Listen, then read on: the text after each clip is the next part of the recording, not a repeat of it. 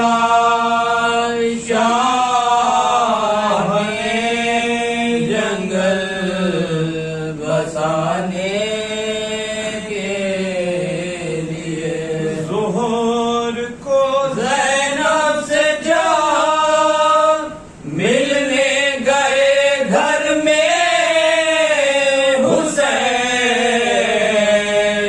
ظہور کو زینب سے جا ملنے گئے گھر میں حسین، کوئی ڈیوڑی پر نہ تھا پردہ، کوئی ڈیوڑی پر نہ تھا پردہ اٹھانے کے لیے، گھر کو چھوڑا شاہ نے جنگل بسانے کے لیے، صبر یہ تھا مرگ پر باندھی جو اکبر نے کمر، صبر یہ تھا مرگ پر باندھی جو اکبر نے کمر، شہن الٹی آستین لاشا، شہن الٹی آستین لاشا اٹھانے کے لیے، گھر کو چھوڑا شاہ نے جنگل بسانے کے لیے، اٹھے پڑھ کر نماز صبح محشر ہو گیا، اٹھے پڑھ کر نماز صبح محشر ہو گیا، حضرت زینب اٹھی کپڑے پہنانے، حضرت زینب اٹھی کپڑے پہنانے کے لیے، گھر کو چھوڑا شاہ نے جنگل بسانے کے لیے، کہتے تھے شیخ قبر اے اصغر مبارک ہو تمہیں، کہتے تھے شیخ قبر اے اصغر مبارک ہو تمہیں، اب یہاں کوئی نہ آئے گا ستانے، اب یہاں کوئی نہ آئے گا ستانے کے لیے، گھر کو چھوڑا شاہ نے جنگل بسانے کے لیے، دست عابد چوم کر طفلی میں کہتے تھے حسین، دست عابد چوم کر طفلی میں کہتے تھے حسین، پھول سے یہ ہاتھ ہیں قبریں بنانے، پھول سے یہ ہاتھ ہیں قبریں بنانے کے لیے، گھر کو چھوڑا شاہ نے جنگل بسانے کے لیے، کھیلتی تھی خواب سے طفلی میں زینب بارہا کھیلتی تھی خواب سے طفلی میں زینب بارہا مشق کی تھی کربلا میں خاک مشق کی تھی کربلا میں خاک اڑانے کے لیے گھر کو چھوڑا لقد جاءت رسل ربنا بالحق والصلاة والسلام والتحية والإكرام على النبي الأمي القرشي الهاشمي المقتدي اللقبي مولانا ومولى الثقلين جد الحسن والحسين أبي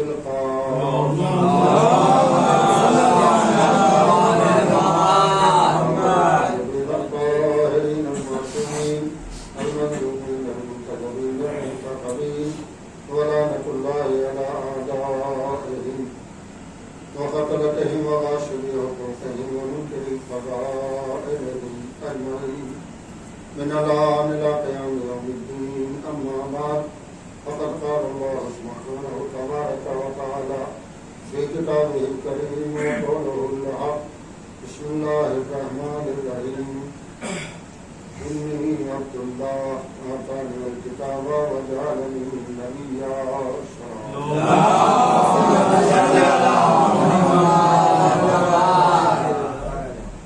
عزیزان گرامی، اس سے پہلے کی مجلس میں بھی اسی آیت کے ذیل میں آپ سے گفتگو ہو رہی تھی اور بات یہاں تک پہنچی تھی کہ جناب مریم جناب عیسیٰ علیہ السلام کو ان کی ولادت کے بعد اپنی آغوش میں لے کر اب آبادی کی طرف چلے۔ لوگ راستے میں ملے، انہوں نے دیکھا مریم کی شادی نہیں ہوئی مگر گود میں بچہ ہے۔ تب یہ بھی سوچ سکتے تھے کہ ہو سکتا ہے کسی کا بچہ ہو، لیکن انہوں نے یہ نہیں سوچا جو عصمت پہ انگلی اٹھاتا ہے بس وہ انگلی ہی اٹھاتا ہے، باقی کچھ نہیں سوچتا۔ تو انہوں نے سیدھے سوال کیا کہ نہ تمہارا باپ ایسا تھا نہ تمہاری ماں، انا لگے حالا، بچہ تمہارے پاس کہاں سے آیا؟ دیکھیے یہی سوال تھا جناب زکریا کا جناب مریم سے کہ میں تو کھانا لایا نہیں، انا لگے حالا، یہ کھانا تمہارے پاس کہاں سے آیا؟ تو وہ جواب دیتی تھی حاضہ من عند اللہ، اللہ کے پاس سے آیا ہے۔ ان اللہ یرزق من یشاء بغیر حساب، اللہ جسے چاہتا ہے بغیر حساب کے بے شمار رزق دیتا ہے۔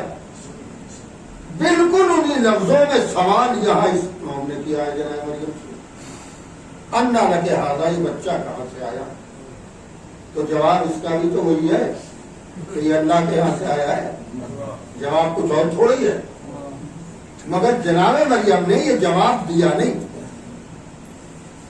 خاموشی اختیار کی، اس لیے کہ اب بات صرف فضیلت کی حد تک نہیں ہے، اب بات عصمت کے بچانے کی ہے۔ لہذا اگر اپنی بے گناہی کا دعویٰ خود کیا تو اہمیت نہیں ہوگی، لہذا ضروری ہے خاموشی اختیار کی جائے تاکہ وقت کا نبی اور وقت کا معصوم عصمت کی گواہی دے کے بتائے کہ میری ماں معصوم ہے، میری ماں معصومہ ہے۔ لہذا جناب مریم نے، اب قرآن یہ کہتا ہے اور تاریخ یہ بتاتی ہے، اللہ نے جناب مریم سے کہا کہ دیکھو جب تم جاؤ گی تو یہ سب ہوگا مگر تمہیں چپ رہنا ہے، یعنی ہر بات کا جواب بولنا نہیں ہوتا، بہت سی باتوں کا جواب خاموشی بھی ہوتا ہے۔ بولنا ہی کمال نہیں ہے، کہیں کہیں خاموشی ہی کمال ہے۔ لہذا اللہ نے کہہ دیا تمہیں بولنا نہیں ہے، آج تمہیں خاموشی کا روزہ رکھنا۔ ایک تو یہ تھا کہ بولنا نہیں ہے، دوسرے اسے حکم بنا دیا، روزہ بنا دیا۔ ہماری امت، ہم جس امت میں، اس میں حرام ہے خاموشی کا روزہ، کہ آپ یہ سوچیں کہ آج چپ رہنے کا روزہ رکھا جائے تو کوئی ثواب نہیں ملے گا، بلکہ الٹے اللہ کی طرف سے دیگر انتظامات ہو جائیں گے. لہذا ہمارے یہاں جائز نہیں ہے، اللہ نے وہاں جائز کیا تھا. اور شاید جائز کرنے کی وجہ یہی تھی کہ ایک معصومہ کی عصمت کا مسئلہ درپیش ہوتا، لہذا شریعت میں حکم موجود تھا. جناب مریم خاموش. اب انہوں نے پوچھا یہ کہاں سے آیا، تو جناب مریم چپ، بولتی نہیں ہے. لیکن بولنا منع ہے، اشارہ تو منع نہیں ہے. تو بچہ جناب مریم کا بیٹا جناب عیسیٰ علیہ السلام ایک جھولے میں لیٹے ہوئے تھے. جناب مریم نے لٹایا تھا جھولے میں، تو انہوں نے اشارہ کیا. انہوں نے پوچھا یہ کا بچہ کہاں سے آیا، انہوں نے اشارہ کیا. اسی سے پوچھو نا، یہی بتائے گا کہاں سے آیا.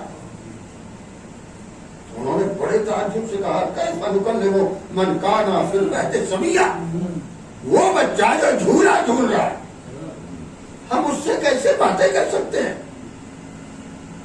تو یہ بات تو صحیح ہے کہ یہ باتیں نہیں کر سکتے، لیکن وہ تو ان سے باتیں کر سکتا ہے نا. یہ باتیں نہیں کر سکتے لیکن وہ ان سے باتیں کر سکتا ہے.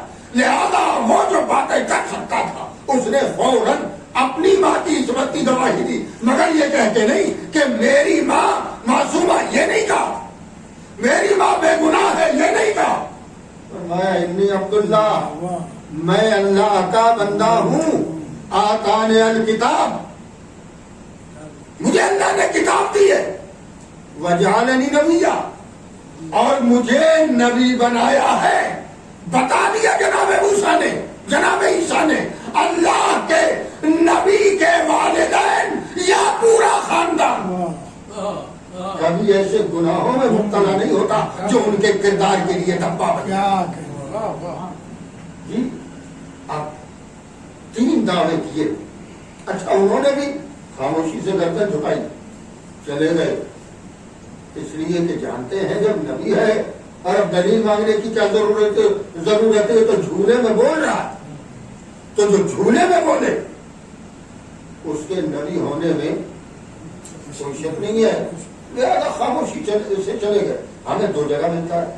یہاں جناب عیسیٰ نے جناب مریم کی عصمت کی گواہی دی، ایک بچے کی گواہی اور ملتی ہے. وہ کہاں ہے؟ ماں خود، یہاں تو نبی کی ماں کی عصمت کا مسئلہ پیدا ہوا ہے، وہاں خود نبی کی عصمت کا مسئلہ پیدا ہوا. جناب یوسف علیہ السلام، جناب یوسف کو گھیر لیا زلیخا نے اندر والے کمرے میں. وہی بت رکھا تھا، اپنی خواہش کا اظہار کیا. جناب یوسف علیہ السلام نے انکار کیا. اور اسی درمیان میں جب جناب یوسف کو اس نے مجبور کیا تو جناب یوسف نے دل میں یہ سوچا خدایا اس گناہ سے بہتر تو قید خانہ تھا کہ میں قید میں چلا جاتا، یہ زیادہ بہتر، یہ گناہ نہ کرتا. اب عزیزان گرامی یوسف بھاگے اپنے کو بچانے کے لیے. تو دروازے تھے، سارے دروازے بند تھے، غالباً 7 دروازے تھے. لیکن جب یوسف بھاگے تو ہر دروازہ کھلتا چلا گیا. جناب یوسف باہر نکلے اور پیچھے پیچھے زلیخا آخری دروازے پہ جو پہنچے تو وہاں مصر کھڑا تھا، زلیخا کا شوہر. اس نے دیکھا انہیں بھی انہیں بھی، جناب یوسف کو بھی دیکھا، زلیخا کو، اپنی بیوی کو بھی دیکھا. رک گیا. اب عزیزان گرامی زیادہ بڑا تبصرہ تو میں کر نہیں سکتا، امام بڑے میں ہوتے تو کرتا، یہاں نہیں، یہاں مناسب نہیں ہے. حالات کا تقاضا ہے کہ یہاں نہ کیا جائے. تو جیسے ہی زلیخا نے دیکھا، اپنی فطرت کے مطابق عمل کیا. جو آپ کی عزت میں ہاتھ ڈالے اس کی کیا سزا ہے؟ ایک مسئلہ درپیش ہوا. تو عزیزان گرامی اسی وقت ان کو قید خانے میں پہنچا دیا گیا. لیکن جناب یوسف کی ذمہ داری یہ تھی کہ وہ اپنی عصمت کو ثابت کرے، لہذا وہی ایک بچہ کوئی جھول رہا تھا جھولے میں، اس نے جناب یوسف کی عصمت کو یوں بچایا، اس نے کہا کہ دیکھو یوسف کا دامن دیکھو، زلیخا کے چکر میں نہ پڑو، ان کے چکر میں پڑو گے تو یہ تو امتیں تباہ کر دے، ہاں پورے لشکر کے لشکر کٹوا دے۔ صاحب خواتین کی جب تعریف ہونے لگی تو یہ تعریف یہ بھی آئی تھی، ارے ان کا کیا کہنا، جنہوں نے 13,000 کے لشکر کی قیادت کی تھی۔ قیادت میں چاہے کیسے بھی ہو جائے، ایسے ہو جائے ویسے ہو جائے، قیادت ہونی چاہیے۔ بہرحال تو اس بچے سے پوچھو، بچہ ڈھونڈ رہا تھا تو اس نے یہ کہا کہ یوسف کا دامن دیکھو، اگر آگے سے پھٹا ہو تو یوسف نے گناہ کیا، پیچھے سے پھٹا ہو تو زلیخا نے گناہ کیا۔ جناب یوسف جب بھاگ رہے تھے تو ایک مرتبہ اس کا ہاتھ جناب یوسف کے پچھلے دامن پر پڑ گیا تھا اور ہاتھ میں آ گیا تھا، یوسف بھاگ رہے تھے، دامن پڑ گیا۔ ہم لوگوں نے دیکھا، عزیز مصر نے دیکھا دامن پیچھے سے پھٹا ہے، اس نے بس 12 یوں کر دیکھا ہوگا اس سے زلیخا سے کہ ٹھیک ہے، دیکھ لیا ہم نے بھی، ان کو بہرحال قید خانے بھیج دیا۔ جب ان کو قید خانے بھیج دیا گیا تو قید خانے میں جا کے ایک دن اللہ سے راز و نیاز کرتے تھے، راز و نیاز کرتے کرتے ایک مرتبہ کہنے لگے خدایا میں نے کیا غلطی کی تھی، میں نے تو گناہ کیا تھا، میں قید خانے میں کیوں آیا، تو بچا نہیں سکتا تھا مجھ کو۔ اللہ نے آواز دی، تم نے ہی تو کہا تھا کہ اس سے بہتر تو قید خانہ ہے، جو تمہاری نظر میں بہتر تھا ہم نے وہی تمہیں دے دیا، تم نہیں تو کہا تھا، تم ہمارے اوپر بھروسہ کر کے یہ کہتے کہ مجھے اس گناہ سے بچا دے، ہم گناہ سے بھی بچاتے اور قید خانے سے بھی بچاتے، لیکن جو فیصلہ تم نے کیا اس کے مطابق ہم نے تمہارے ساتھ گویا سلوک کیا۔ تو عزیزان گرامی، اللہ اس طریقے سے قسمتوں کو بچا لیتا ہے۔ یہاں اس بچے کے ذریعے ان کی قسمت بچائی گئی، جناب یوسف علیہ السلام کی تو قسمت تو بچ گئی جناب مریم کی، جو انہوں نے کہہ دیا میں اللہ کا بندہ ہوں۔ دیکھیے پہلے کہا میں عبد خدا، بعد میں کہا مجھے کتاب دی ہے، پھر کہا مجھے نبی بنایا ہے۔ عبدیت پہلے ہے، نبوت بعد۔ بندہ ہونا بہت بڑی معراج ہے، بہت بڑی فضیلت ہے۔ میں اللہ کا بندہ ہوں، کب کہہ رہے یہ؟ جھولے میں جھول رہے، زیادہ سے زیادہ 3 دن کے ہیں، اس سے زیادہ کے نہیں، 3 دن سے زیادہ کے حساب نہیں ہے۔ کہہ رہے میں اللہ کا بندہ ہوں، مجھے اللہ نے کتاب بھی دی ہے، مجھے اللہ نے نبی بھی بنایا ہے۔ ارے بھائی کم سے کم 40 سال تک تو رک جائیے، تب دعویٰ کیجیے گا کہ مجھے نبی بنایا ہے، مجھے کتاب دی ہے۔ ابھی اتنے زمانے تک تو رک جائیے، لیکن قرآن تو یہی نقل کرتا ہے کہ انہوں نے تو جھولے میں کہہ دیا، تو جی چاہتا ہے مبارکباد دوں کہ آپ کو مبارک ہو کہ آپ کی قوم کے لوگوں نے آپ نے دعویٰ کیا اور انہوں نے مان بھی لیا۔ آئے میرے پیغمبر کی بدقسمتی، لوگ انہیں 40 برس سے پہلے نبی ماننے کو تیار ہی نہیں ہے، اور وہ تو بس نبی اتنا ہی مانتے ہیں کہ دعوے نبوت کر لیا وفات تک نبی، اس کے بعد تو کوئی مسئلہ ہی نہیں ہے۔ اب جب قبر میں چلے گئے تو جیسے ہم ویسے، وہ نہ ہم سے کچھ ہوتا ہے نہ ہم سے کچھ ہوتا ہے۔ آغا قراتی ایک استاد ہے ایران میں، آیت اللہ قرات، تفسیر کے بہت اچھے استاد ہیں، بڑی آسان زبان میں وہ اپنا درس کرتے ہیں، بہت سمجھا سب کے لیے آسان ہوتا ہے۔ وہ یہ کہتے ہیں میں گیا حج کرنے، اس سے پہلے مدینے میں لوگوں نے گئے زیارت نہیں، تو وہیں پر لوگ پکڑتے ہیں زیادہ تر۔ مکے میں تو تھوڑا سا آسانی ہوتی ہے، مگر مدینے میں بڑی سختی ہوتی ہے۔ کہ میں زیارت کر رہا تھا، ایک آ گیا اور اس نے مجھ سے کہا یہ کیا کر رہا ہوں؟ میں نے کہا میں زیارت کر رہا ہوں۔ کہیں کچھ کر ہی نہیں سکتے، زیارت کیوں کر رہے ہو؟ کیا مطلب؟ بھائی مر گئے، دفن ہو گئے، ختم. اور لوگ قلم نکالا اور زمین پہ گرایا اور کہنے لگا دیکھو میرا قلم گرا دیا، میں نے گرا دیا، گر گیا. اب ان سے کہتے ہیں چلو یہ مدد کریں، اے محمد میرا قلم اٹھا کے دو. کئی دفعہ اس نے کہا. اس کے بعد کہنے لگا دیکھا اگر کچھ طاقت ہوتی تو قلم اٹھا کے دیتے نا. تو کہتے ہیں میری جیب میں بھی قلم تھا. ہاں میں نے پوچھا بھیا پھر کیا طاقت کس کے پاس ہے؟ کہا وہ اللہ کے پاس ہے، بس وہی ہے. میری جیب میں بھی قلم تھا، میں نے بھی گرا دیا، اور گرا کے میں نے کہا ہے اللہ بھیا قلم اٹھا کے دے. کئی مرتبہ میں نے کہا قلم اٹھا کے دے، کسی نے دیا ہی نہیں. تو میں نے کہا دیا نہ انہوں نے دیا نہ انہوں نے دیا، انہوں نے نہیں دیا تو تم نے کہا کہ ان میں کوئی طاقت نہیں ہے. اس نے بھی تو نہیں دیا، اس کے بعد کون سی طاقت ہے؟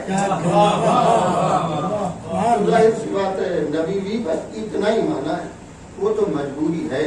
لا الہ الا اللہ کہا ہے تو محمد الرسول اللہ کہنا پڑتا ہے. تو گرامی اب تعجب ہے لا الہ الا اللہ. دیکھیے ذرا سا غور کیجیے گا بات پر، کوئی خدا نہیں ہے سوائے اللہ کے. تو کوئی خدا نہیں ہے اللہ کے علاوہ، یا کوئی خدا اللہ کے علاوہ نہیں تھا. کیا ہے؟ نہیں ہے، نہ ہوگا نہ تھا. اچھا تو پھر محمد رسول اللہ کا ترجمہ کر لیجیے. محمد اللہ کے رسول ہیں یا محمد اللہ کے رسول تھے؟ اگر تھے ہو تو کوئی مسئلہ نہیں، ہمیں آپ سے کوئی شکایت نہیں ہے. لیکن اگر اللہ کے رسول ہیں تو اگر 1400 برس کے بعد ہیں تو پھر جیسے تب تھے ویسے آج، جیسے کلمہ کل تھا ویسے کلمہ آج ہے.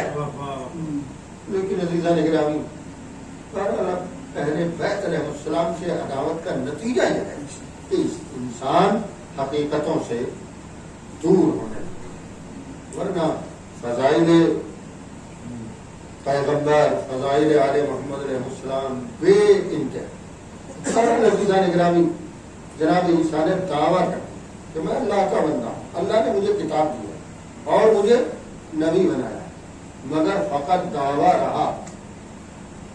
مگر بات جب ہمارے نبی تک آئی تو انہوں نے بچپنے میں دعویٰ نہیں کیا. کیوں بھائی آپ جناب عیسیٰ کی طرح دعویٰ نہیں کر سکتے؟ تو کیوں نہیں کر سکتے؟ بالکل کر سکتے. پھر کیا نہیں آپ نے، تو وقت کا انتظار کیا. ہم دعویٰ نہیں اور ایک کتاب نہیں، چاروں کتابوں کی تلاوت کر کے بتائیں گے کہ ہم کو پہلے سے. تو میں نے کہا حضور یہ کام آپ نے تو نہیں کیا. پیغمبر نے وقت ولادت توریت سنائی، زبور سنائی، انجیل سنائی، قرآن سنایا. آپ نے تو یہ نہیں کیا، وہ تو علی نے کیا. آپ کے ہاتھوں پر آ کر علی نے توریت بھی سنائی، زبور بھی سنائی، انجیل بھی سنائی، قرآن بھی سنا دیا. آپ نے تصدیق نہیں کر دی کہ توریت صاحب توریت سے اچھی سنائی ہے، زبور صاحب زبور سے اچھی سنائی ہے، انجیل صاحب انجیل سے اچھی سنائی ہے. آپ نے تصدیق کی کہ قرآن، دیکھیے ابھی قرآن نازل نہیں ہوا ہے مگر حضور کے جملے یہ ہے قرآن تم نے ویسے پڑھا جیسے میں پڑھتا ہوں. تو اگر علی نے قرآن ویسے پڑھا جیسے حضور پڑھتے ہیں تو ابھی تو قرآن نازل نہیں ہوا. حضور پڑھتے کیسے ہیں اور علی نے پڑھا کیسے ہے؟ اس کا مطلب یہ ہے کہ جبرائیل جو آ رہے ہیں وہ بس یہ بتاتے ہیں کہ آج فلایت پہنچانی ہے، آج فلایت پہنچانی ہے، ورنہ ان محافظ قرآن سے بہتر حافظ قرآن کون ہو؟ تو حضور آپ نے تو نہیں پڑھی کوئی بھی کتاب، وہ تو علی نے پڑھی. تو شاید حضور جواب دے اگر میں پڑھتا تو تصدیق کون کرتا ہے؟ کیا واہ واہ لہذا میں نے نہیں پڑھا، میں نے انتظار کیا علی آئے پڑھے تاکہ میں تصدیق کروں اور دنیا کو معلوم ہو کہ میں شہرین ہوں اور علی اس کا دروازہ۔ صلوات پڑھو۔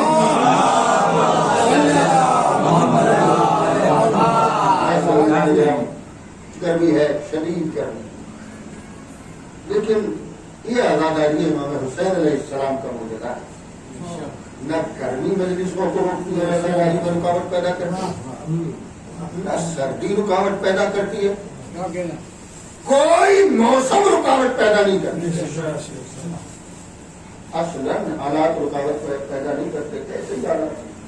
ہمارے یہاں میں نے ایک مجلس اور عرض کیا تھا کہ ہمارے یہاں تو بہت غنیمت ہے، ہمارے پڑوسی ملک میں تو بڑے حالات خراب ہیں، لیکن یہ ملک بھی جس میں ہم رہتے ہیں آج اتنی آزادیوں کے ساتھ ہے۔ ایک وقت یہاں بھی گزرا تھا جب یہاں تعزیے داری پر پابندی لگی، تو وہ زمانہ ہے اورنگزیب۔ سنیے چند فکرے وسائل کو۔ پابندی ہے روز عاشور کوئی تعزیہ نہیں نکلے گا، اورنگزیب کا اعلان ہے۔ یہ دیکھنے کے لیے کہ میرے حکم پر کس نے عمل کیا کس نے نہیں کیا، اورنگزیب تاج شاہی پہن کے لباس شاہی پہن کے وزراء کی بھیڑ کو ساتھ لے کر اپنے محل سے نکلا، شاہراہ عام پہ جا کے کھڑا ہوا۔ ہر طرف سناٹا ہے، کوئی نہیں ہے جو تعزیہ لے کے نکلا ہو۔ اچانک ایک ہلکی ہلکی سی آواز یا حسین کی آنی شروع ہوئی۔ تھوڑی دیر کے بعد جو منظر سامنے آیا وہ یہ تھا، ایک ضعیف اپنے سر پر چھوٹا سا تعزیہ رکھے، ایک ہاتھ سے تعزیہ پکڑے، ایک ہاتھ سینے پر ماتم کی صورت میں مارتے ہوئے یا حسین کہتے ہوئے بڑھی چلی جا رہی ہے۔ بادشاہ وزیروں کے ساتھ کھڑا ہے، ضعیفہ تعزیہ لے کے قریب آئی ماتم کرتی ہوئی، پر جب قریب آ گئی تو اورنگزیب آگے بڑھا۔ آگے بڑھنے سے پہلے اپنے تاج کو اتارا، تاج اتار کے کسی وزیر کو دیا، آگے بڑھا، ضعیفہ کے سر سے تعزیہ لیا، سر کے اوپر تعزیہ رکھا۔ اب وہ بھی ماتم کر رہا ہے، یہ بھی ماتم کر رہی ہے، تعزیہ دفن ہو گیا۔ جب بادشاہ واپس آیا تو وزیر نے پوچھا، آپ نے تعزیے کے نکلنے پر پابندی لگائی تھی، آپ تو یہ دیکھنے گئے تھے کہ تعزیہ نہ نکلنے پائے، لیکن جب تعزیہ لے کے وہ خاتون آئی تو آپ نے وہ تعزیہ اپنے سر پر رکھ دیا، آپ نے خود بھی ماتم کرنا شروع کر دیا۔ کہتا ہے جو میں نے دیکھا وہ تم نے نہیں دیکھا، تم نے دیکھا ایک ضعیفہ تعزیہ لے کے جا رہی ہے، تم نے دیکھا ایک عورت ماتم کر رہی ہے، مگر میں نے دیکھا اکیلے ضعیفہ نہیں ماتم کر رہی ہے، ساتھ میں اللہ کا رسول بھی ہے، انبیاء کرام ہے، ملائکہ کا مجمع ہے، اور سب ماتم کرتے جا رہے ہیں۔ ہائے حسین، ہائے حسین، جزاکم ربکم۔ بس عزیزو ختم ہو گئی مجلس۔ اداکاروں، یہ کربلا ہے، رونے کے لیے قدم قدم پر رونے کے مناظر موجود ہیں۔ کس کس کو رویا جائے، کس کس کا ماتم کیا جائے؟ ہمارے لیے تو مہینوں ہوتے ہیں، پورا سال ہوتا ہے، مگر زینب سے پوچھئے، مگر سید سجاد سے پوچھئے، سکینہ سے پوچھئے، ذرا حسین سے پوچھئے، مولا کس کس کا ماتم کیا آپ نے؟ تو مولا کا ایک فقرہ پورے مصائب کربلا کو بیان کرے گا۔ امام نے فرمایا انا قتیل الابرا، مجھے رلا رلا کے قتل کیا گیا۔ جزاکم اللہ خیر جزا۔ مولا فرماتے مجھے رلا رلا کے قتل کیا گیا ہے۔ کہاں کہاں نہ روئے حسین، کبھی عباس کے لاشے پہ روئے، کبھی علی اکبر کے لاشے پہ روئے، کبھی قاسم کے لاشے پہ روئے، کبھی عمر محمد کے لاشوں پہ روئے، کبھی علی اصغر کے لاشے پہ روئے، اور حسین روتے رہے اور لاش پہ لاش اٹھاتے رہے۔ ہاں عزیزو، ایک واقعہ اور ملتا ہے جہاں حسین روئے، جب یہ بیویوں کا قافلہ، لٹا ہوا قافلہ، رسم بستہ قافلہ، قیدیوں کا قافلہ جب کربلا کے قریب پہنچا تو ایک مرتبہ سکینہ نے زینب کا چہرہ دیکھا، اور چہرہ دیکھ کے کہا پھوپھی اماں ایک سوال کروں؟ کہاں سوال کروں؟ پھوپھی اماں کیا میرا مرتبہ जनाब सालेह की ऊँटनी से कम है। आप जानते हैं जनाब सालेह की ऊँटनी के साथ क्या हुआ था? कौम ने उनकी ऊँटनी के पैर काट दिए थे। तो उसका एक छोटा सा बच्चा वो एक पहाड़ी पे गया, उसने फरियाद की, अल्लाह ने अजाब नाजिल कर दिया कौम पर। सकीना ने यही जुमले कहे, क्या मेरा मर्तबा सालेह की ऊँटनी के बच्चे से कम है? क्या बेटी क्या कहना चाहती हो? तब फूफी अम्मा प्यास से सीना जला जाता है। बस अजीजों, अब ये सारी बातें अभी हो चुकी थी कि एक मर्तबा ज़ैनब ने जब पूछा ये कौन सा शहर आया, पता चला कूफा है। कहा क्यों ये काफिला रुका है? कहा जब सुबह होगी तो आपको बाजार में ले जाया जाएगा, तमाशाइयों में ले जाया जाएगा, दरबारी इब्न जियाद में ले जाया जाएगा। अब जब ज़ैनब ने सुना बाजारों में ले जाएंगे तो एक मर्तबा कहा बीवियों मेरे करीब आ जाओ। बीवियां करीब आ गई। हाँ शहजादी क्या हुक्म है? क्या मैं बद्दुआ करती हूँ तुम आमीन कहो। ये हमें लेके जाएंगे बाजारों में, मुझे बाजार में जाना मंजूर नहीं है। ये कह के हाथों को उठाया, पर जैसे ही हाथ उठे पीछे से सैयदे सज्जाद आए। फूफी अम्मा जरा बाबा के चेहरे की तरफ नजर डालिए। अब जो ज़ैनब ने भैया के कटे हुए सर को देखा तो क्या देखा? आंखों से आंसू जारी है। तो आवाज दी भैया, अरे तुम्हारी आंखों से आंसू क्यों जारी है? आवाज दी ज़ैनब, इसी तरह दरबार में चली जाओ, यूं ही बाजार में चली जाओ। बद्दुआ न करना ज़ैनब, वरना सारी मेहनत रायगा हो जाएगी। भैया अगर तेरी ये मर्जी है तो ये ज़ैनब तेरी बहन इसी तरह चली जाएगी। जज़ाकुम रब्बुकुम। बस अजीज़ों मैंने खत्म कर दिया। शाम कूफे का बाजार गुजरा और इब्न ज़ियाद का दरबार आया। 2 लम्हे और सुन लीजिए, मजलिस तमाम। इब्न ज़ियाद का दरबार आया। ज़ैनब अंदर पहुंची, सैयदे सज्जाद को देख के इब्न ज़ियाद ने पूछा ये कौन है? बताया गया ये हुसैन का बेटा अली। क्या मैंने तो सुना था अली इब्न हुसैन कत्ल कर दिए गए, अब मौला हो गए। वो मेरा दूसरा भाई था जिसे कत्ल कर दिया गया। मैं अभी जिंदा हूँ, हुक्म दिया कि कत्ल कर दिया जाए। लाखों सलाम ज़ैनब पर। जब तलवार लेके जालिम बढ़ा तो ज़ैनब ने अपने आप को सैयद सज्जाद के ऊपर गिरा। जब तक ज़ैनब जिंदा है मेरा बेटा कत्ल नहीं हो सकता। अगर इसे कत्ल करना हो तो पहले मुझे कत्ल कर दे।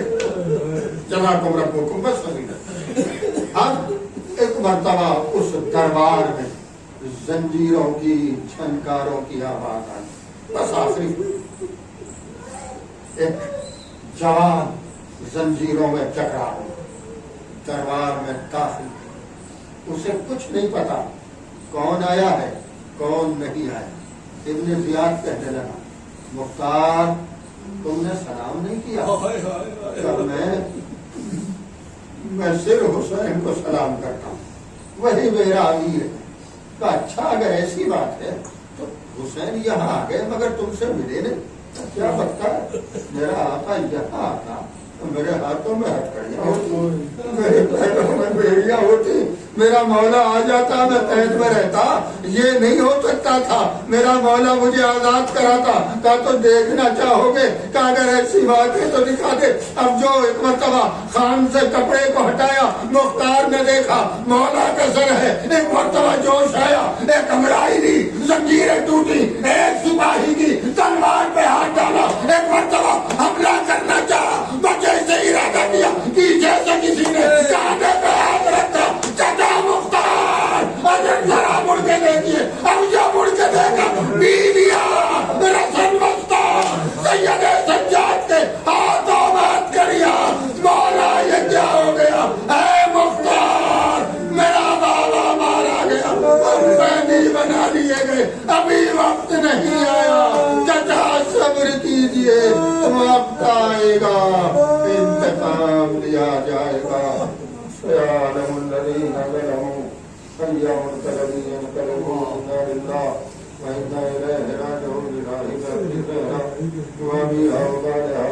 खुदाया